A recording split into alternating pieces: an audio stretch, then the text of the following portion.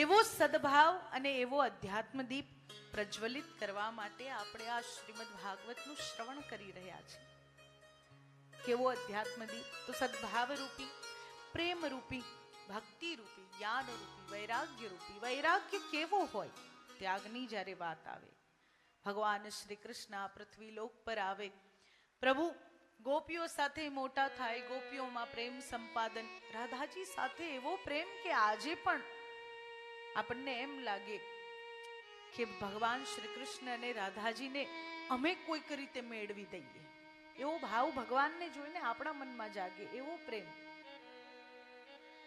સન્માન સહિતનો રાધાજી માટે તો છે, પરંતુ પોતાની 16,108 રાણી માટે પણ છે.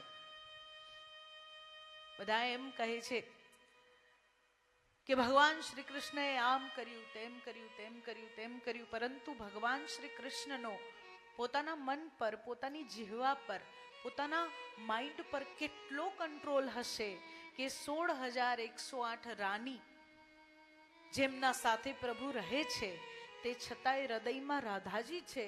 અને તે છતાંય એક પણ રાણીને એવો અહેસાસ નથી થવા દેતા કે હૃદયમાં રાધાજી છે. નહીં તો એ 16,108 નો રોજ ઝઘડો થાય. ભગવાન સાથે રોજ ઝઘડો કરે કે જયારે રાધાજીને જ પ્રેમ કરવો તો તમારા સાથે લગ્ન શું કામ કર્યા?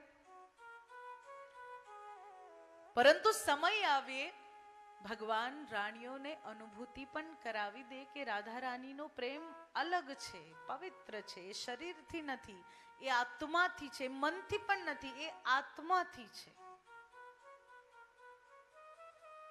મનનો પ્રેમ પણ એકવાર ચંચળ હોઈ શકે, શરીરનો પ્રેમ પણ ચંચળ હોય, આત્માનો પ્રેમ ચંચળ નથી હોતો.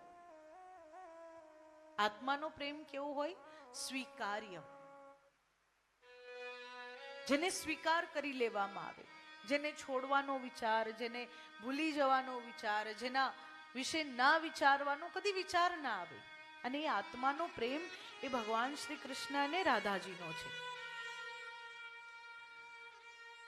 અહીંયા પ્રભુ રૂકમણીજી સાથે લગ્ન કરે, સુંદર સુખેથી જીવન. પ્રદ્યુમ્નજીનો જન્મ થાય, શંબરાસુર દ્વારા પ્રદ્યુમ્નજીનું હરણ થાય અને મોટા થાય ત્યારે એક માછલાના પેટમાંથી જ્યારે શંબરાસુરના જ રસોઈયાને પ્રદ્યુમ્ન બાલ સ્વરૂપે મળે, એમને ત્યાં જ મોટા કરે. શંબરાસુર પાસેથી અનેક વિદ્યાઓ શીખી અંતે શંબરાસુરનો અંત કરી રતિનું પાણી ગ્રહણ કરીને, કારણ કે પૂર્વજન્મના કામદેવ આ જન્મના ભગવાનના પુત્ર પ્રદ્યુમ્ન થયા, દ્વારિકા પાછા આવે.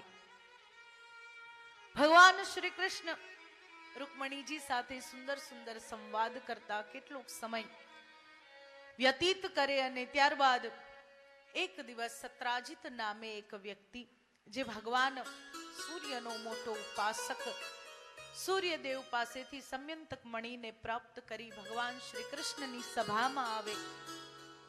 બીજા સૂર્ય સમજીને બધા ઊભા થઈ સ્વાગત કરે, પ્રભુ પરિચય આપે અને પ્રભુ કહે કે આ સમયંતક મણીને તમે શું કરશો?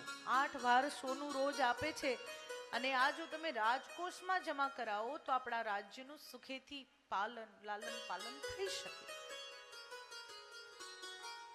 સત્રાજીતને થયું કે મારા મણી પર નજર છે શ્રી કૃષ્ણની. હવે એ શ્રી કૃષ્ણ જેનો અનંત વૈભવ સત્રાજીત પણ નથી જોઈ શકતો, કે સોનાની નગરી દ્વારિકા અને એ સોનાની નગરીમાં વસતા દરેકે દરેક વ્યક્તિનું ઘર કનૈયાએ જ બનાવ્યું છે.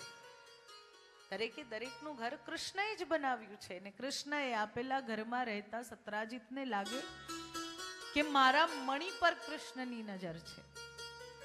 એનો ભાઈ પ્રસેન એક દિવસ એ મણીને પહેરીને શિકાર કરવા જાય, વાઘના હાથે મૃત્યુ થાય ને કલંક ભગવાન શ્રી કૃષ્ણ પર લાગે કે મણીના લોભમાં શ્રી કૃષ્ણએ મારા ભાઈને મારી નાખ્યો હશે, ક્યાંક છુપાવી દીધો હશે ને મણી લઈ લીધો હશે. ભગવાન પર કલંક લાગ્યું છે. કૃષ્ણ જેવા પરમાત્મા પર જો કલંક લાગે તો આપણા પર તો લોકો આમ આંગળી કરવાના. અને આ 3 તમારી બાજુ છે, 3 આપણા પોતાના બાજુ છે, એ ખાલી બીજા માટે લાગુ પડે છે.